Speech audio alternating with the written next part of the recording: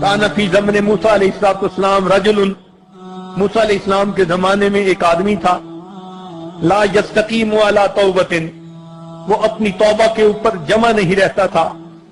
فأوحى اللہ الی موسیٰ، اللہ تعالیٰ نے موسیٰ علیہ السلام کی طرف وحی نازل فرمائی، قل لہ، اس نوجوان کو کہہ دو، لا تفسد توبتک، اپنی توبہ کو مت توڑنا، وَإِن رَجَعْتَ إِلَىٰ مَعْصِيَتِكَ عَاقَبْتُكَ، اگر تو اپنے گناہ کی طرف لوٹا تو پھر میں بھی تجھے سزا دوں گا۔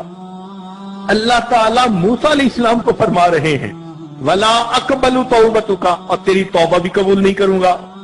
فَبَلَغَهُ الرِّسَالَةُ، موسیٰ علیہ السلام نے اس کو یہ پیغام پہنچا دیا۔ فَصَبَرَ أَيَّامًا، اس نے کچھ دن تو صبر کیا۔ ثُمَّ رَجَعَ إِلَىٰ مَعْصِيَتِهِ،